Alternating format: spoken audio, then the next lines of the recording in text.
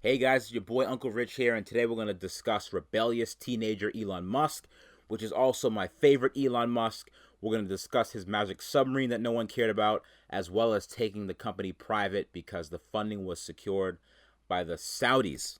Now, I know I'm late to the party because I'm not up to date with the latest Tesla news as it happens because, well, I don't have that kind of time, but things are happening pretty fast here. Apparently, he also enjoys a good marijuana-laced cigarette every once in a while, as shown on the Joe Rogan podcast. And again, this talk's going to have adult language, so if you listen to this with your kids, then you're a pretty badass parent because they can handle this type of stuff. You did something right. Spending time listening to nonsensical crap with your kids is still you spending time with them, and it makes you a good parent. Remember that, okay? Now, I know there's a Tesla fanboy listening to this, and you're rolling your sleeves up like you're going to fight me, okay? Because you think I'm going to anger the Tesla beehive and give Tesla short guys some more ammo. But rest assured, you will be folded like a cheese omelet. So take a seat, all right? I own Tesla stock. But I'm not going to sit here and stroke Elon Musk just because I own shares, okay? Man up. Damn. All right, another thing.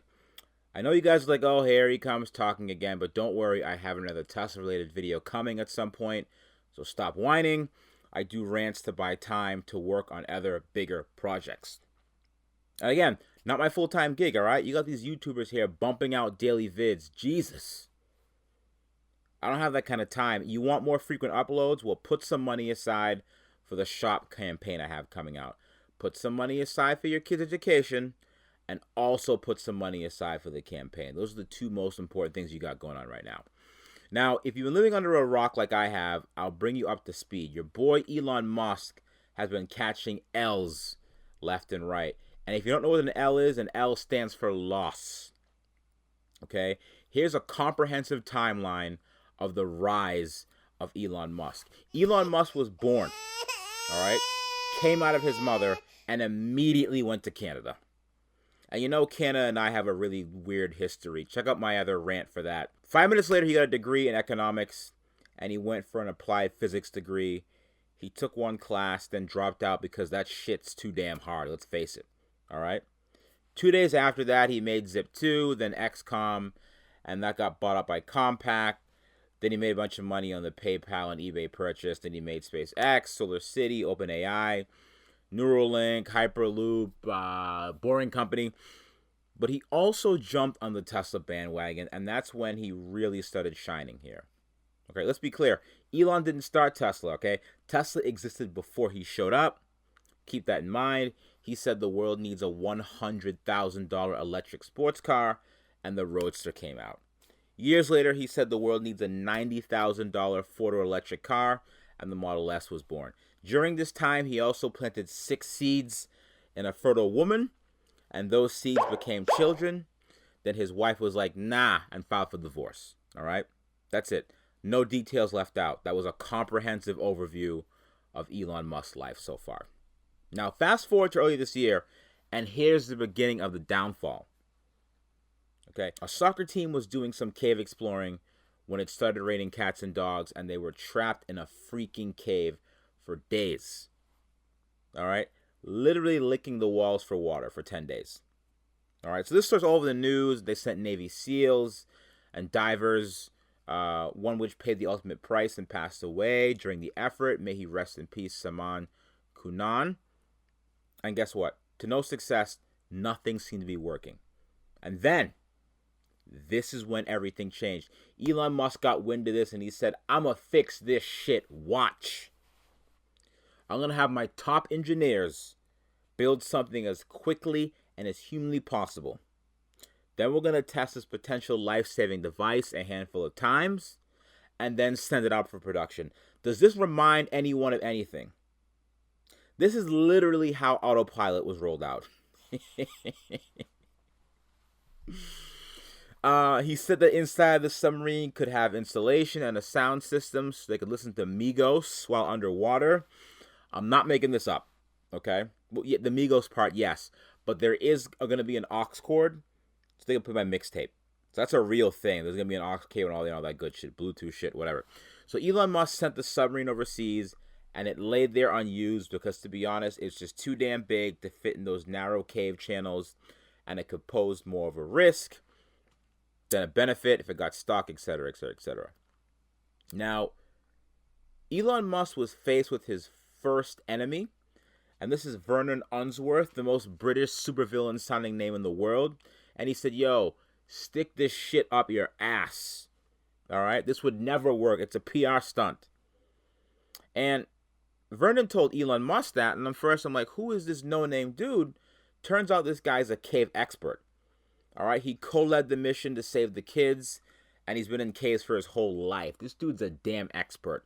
And this is what I struggle with, because Elon's good at a lot of things, all right? But this guy is an expert in one thing. And if this guy that's been cave exploring his whole life tells you shit ain't gonna work, then shit probably ain't gonna work, all right? So Elon had a few options here when faced with Vernon Unsworth. Option one, he could say, hey, man, I'm pretty sure this would work. I'm trying my best here, all right? Option two, hey, you telling me to stick that submarine up my ass was unprofessional and unfair. Option three, call the man a pedophile. Which option would you choose? Probably not option three. Unfortunately, Elon Musk chose option three. And now this cave diver will be forever known as a pedophile. Elon Musk basically said, what, you don't like my shit? Then you are a pedophile. Now, of course, Tesla fanboys already, they went crazy. They were like, okay, get this. You guys ready for this? They said, well, how do we know the man isn't a pedophile?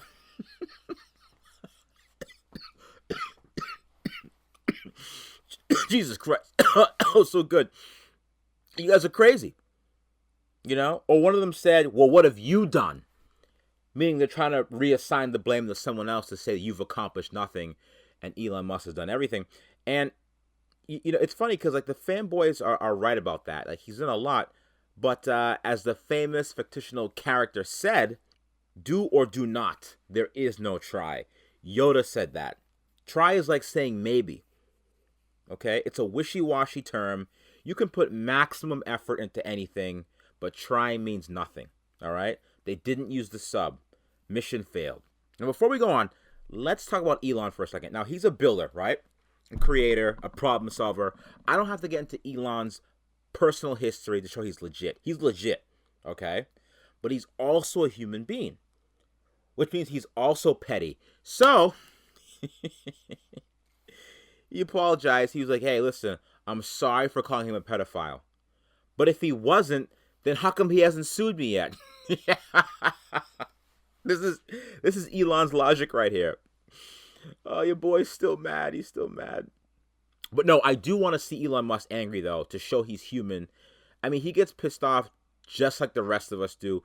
I personally do not use the word pedophile to describe people that said something negative about me or my company, but that's just me. You know for a fact, and I know this for a fact, that Elon Musk just Googled the guy's name and said, where does he live?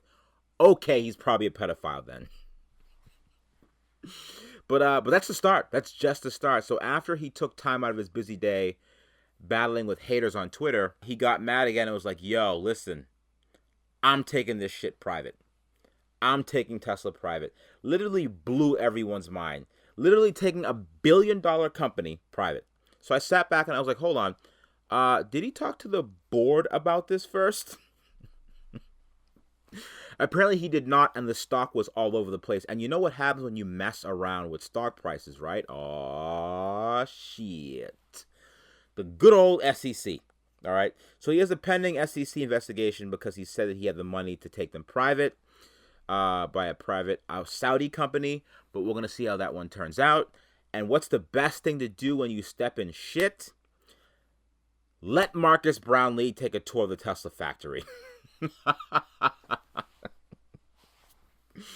If you don't know who Marcus Brownlee is, he's a YouTuber. Check out his channel and subscribe because he's really struggling for followers. But anyways, I saw that video and I was like, I was devastated because Elon Musk didn't call me to have me go on a tour of the Tesla factory. Marcus was like, hey, it's pretty cool, Elon. The robots and shit.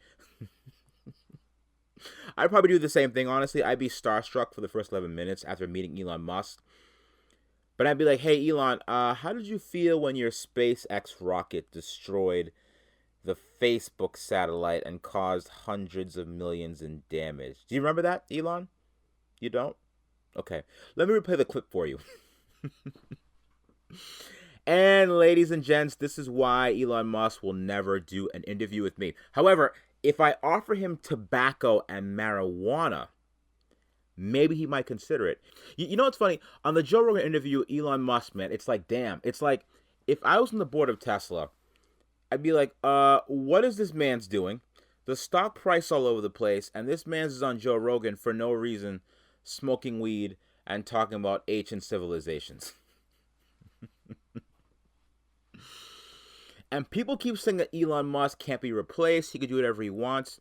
But you know what's funny? I think Elon Musk can be replaced. All right? Anyone can be replaced. Remember Steve Jobs? Yeah, that dude's been dead. Apple's still making money hand over fist. It's the same iPhone year over year. And they got a computer that looks like a trash can. But they're still making money because the brand is strong. You know who could take over Tesla? Jeff Bezos. Yep, absolutely. Bezos. He could be the new head of Tesla, and I think he wouldn't have the same ideas that Elon did, like putting mini rockets at the side of cars, helping with range and shit. But I think he'd do some serious damage there. I think we could see a difference. I think Jeff Bezos would require all employees that work on the Model S to sign the car. And if there was an issue with the car, Jeff would look at the name and personally beat the shit out of the out of the person that screwed that car up. Have you guys seen Jeff Bezos, by the way? The dude is swole. All right? Google search swole Jeff Bezos right now. Elon Musk doesn't want Jeff Bezos smoked, man. I'm telling you. And I'm still mad Elon doesn't want to do a show with me. I'm still bitter. I've been thinking about that for minutes now. Let's bring that back for a second. So now, you know what? No, hold on. Take it back. I could get him on my show. Elon Musk smoked weed for the first time on Joe Rogan. I was like, is this what humans do, Joe Rogan? Then I'll do it too. That's my best Elon Musk impersonation, so sorry about that. I'm just kidding. Honestly, you know Elon's going to have me killed, right, at some point. But I do want him to come on my show. I want him to come on my show, and apparently you have to have a peace offering with him. Like, if he's on your show, like Joe Rogan offered him a peace pipe, I feel like I have to offer Elon Musk something to come onto my show. So I have a treat for Elon Musk. This is my personal message to him. Elon, if you're listening right now, if Elon Musk comes on my show, face to face, instead of marijuana, I'm going to get you a party pack, which consists of lean, all right, some Molly, some Xans, okay? We're going to start your night with that. Then I'm going to hire a nice stripper, and we're going to get some $100 bills, my treat. And she's going to dance around for a bit, be a good time. Then we're going to do some coke, all right, a little coke. And we're going to sprinkle it directly on her body first, all right? And I've lost complete control of this podcast already. I don't know where any of this is going, and I'm scared. So I guess I'm going to talk to you guys next week. Don't forget to subscribe, guys. I'll talk to you soon.